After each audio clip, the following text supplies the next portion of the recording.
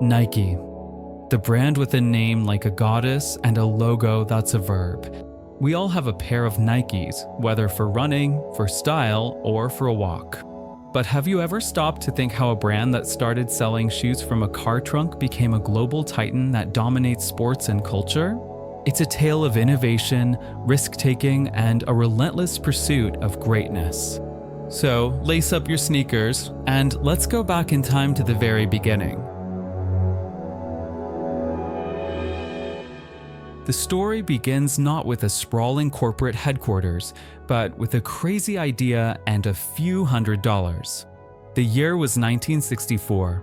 Phil Knight, a middle-distance runner from the University of Oregon, had just finished his master's degree at Stanford. For a class project, he wrote a thesis titled, "Can Japanese sports shoes do to German sports shoes what Japanese cameras did to German cameras?" He argued that by importing high-quality, low-cost running shoes from Japan, they could dethrone the expensive German brands like Adidas and Puma that dominated the US market. It was a bold, audacious idea from a young man who had more ambition than money. Knight took a leap of faith, flew to Japan, and convinced the Onitsuka Shoe Company, now known as ASICS, to let him become their US distributor. He officially named his new venture Blue Ribbon Sports. But Knight wasn't alone. He teamed up with his former track coach, Bill Bowerman, a man so obsessed with making his athletes faster that he would meticulously tear apart and reassemble shoes in his workshop. Bowerman was the ultimate mad scientist of sports. He would glue, stitch, and mold shoes, testing them on his own runners. In fact, one of his athletes, Kenny Moore, suffered a painful foot injury after wearing a pair of Bowerman's experimental shoes that had a metal plate in them. This setback only fueled Bowerman's desire to create the perfect shoe. He was the product visionary, while Knight, the business student, handled the sales. Their new company started out small, incredibly small. Phil Knight sold the shoes directly from the trunk of his green Plymouth Valiant at track meets across the Pacific Northwest. He was the salesman, the marketer, and the delivery driver all in one. The early days were a true bootstrap effort, built on a genuine need: better, more affordable shoes for serious runners. Their first official employee, Jeff Johnson, was a runner himself who helped open their first physical store in Santa Monica in 1967. Johnson was a key part of their early success.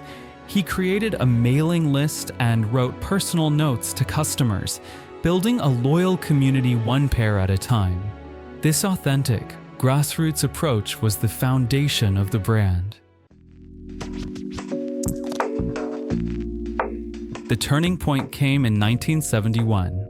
The relationship with Onitsuka was falling apart, and Knight and Bowerman knew they had to create their own brand. They were on the verge of bankruptcy and desperately needed a new identity. The name came from an unexpected source. A colleague, Jeff Johnson, woke up in the middle of the night with an idea: Nike, the Greek goddess of victory. Then came the logo. Phil Knight approached a graphic design student named Carolyn Davidson. He told her he needed a design for the side of the shoes that conveyed speed and movement. He gave her a budget of just $35. She presented several designs, and while Knight wasn't in love with any of them, he was out of time. The deadline was looming. He picked the one that looked like a wing or a swoosh, a symbol of speed and flight. "I don't love it," he reportedly said, "but maybe it will grow on me." That small, $35 design would one day become the most recognizable logo in the world. As a thank you, years later, Knight gave Davidson a diamond ring shaped like a swoosh and an envelope of Nike stock, a gesture that spoke volumes about the logo's value. The first shoe to feature the now iconic swoosh was the Nike Cortez. It was an instant hit, but the real game changer came from Bowerman's constant tinkering. The story of the waffle sole is legendary. While having breakfast with his wife, he was looking at their old waffle iron and had a thought: What if I could create a shoe sole with a similar grid pattern to improve traction? He poured rubber into the waffle iron, and the result was a revolutionary, lightweight sole with incredible grip that didn't require spikes. This simple, almost accidental invention became a key part of the success of the iconic waffle trainer, which put Nike on the map in the running world and forever changed the design of athletic footwear. They also found a powerful early champion in runner Steve Prefontaine, a charismatic and rebellious athlete whose run fast, risk it all attitude perfectly embodied the spirit of the young Nike brand.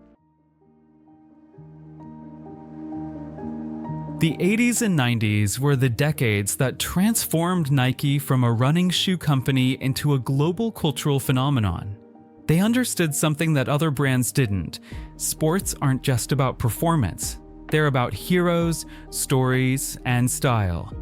The biggest story of all was the one they created with a young basketball player named Michael Jordan. In 1984, the basketball shoe market was dominated by Converse and Adidas. Jordan, an emerging star, was actually a fan of Adidas and initially reluctant to sign with Nike. But Nike's pitch was different. They didn't just offer him a contract, they promised to treat him like a partner, building an entire shoe line around him. The result was the Air Jordan 1.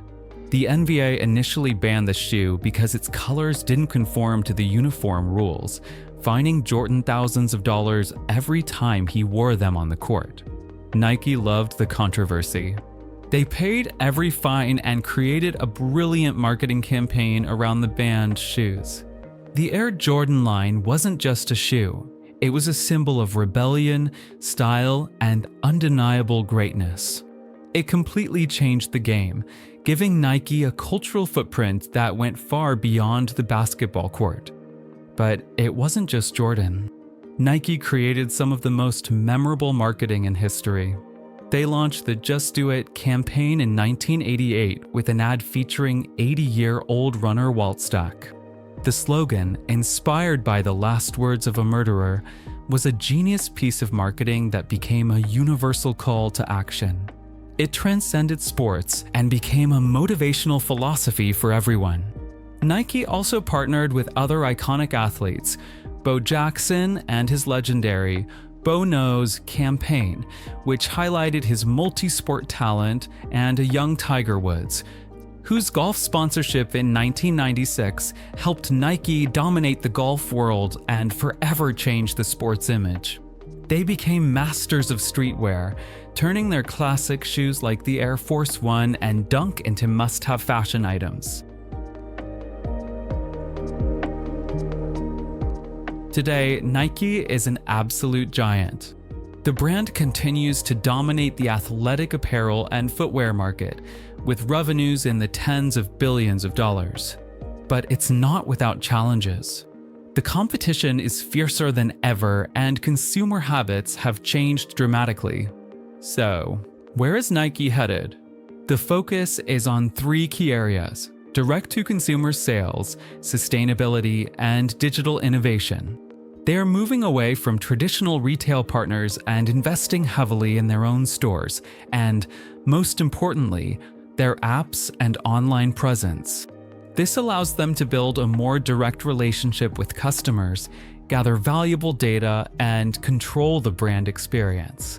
It's about creating a seamless, personalized journey for every consumer through platforms like the SNKRS app, which has become a cultural phenomenon in its own right. On the product side, sustainability is a huge priority. Nike is a leader in developing recycled and eco-friendly materials, with initiatives like their Move to Zero campaign, which aims to reduce their carbon footprint to zero. They've launched product lines like Nike Grind, which repurposes old shoes, and the Space Hippie collection, which uses factory waste to create new sneakers. They are also pushing the boundaries of performance with shoes like the Nike Vaporfly, which has been a major player in breaking distance running records. Looking forward, the future of Nike is tied to the digital frontier. They've already launched virtual products and entered the metaverse with projects like Nike Land on Roblox and their new Web3 platform, Swoosh, where they're selling digital collectibles. The brand that started in a car trunk is now building a future that is both physical and digital, ready to meet consumers wherever they are. The story of Nike is more than just a brand's journey. It's a reflection of how sports and culture are intertwined. It shows us that a simple idea, combined with hard work, a little luck, and a lot of bold decisions, can create a legacy that lasts for generations.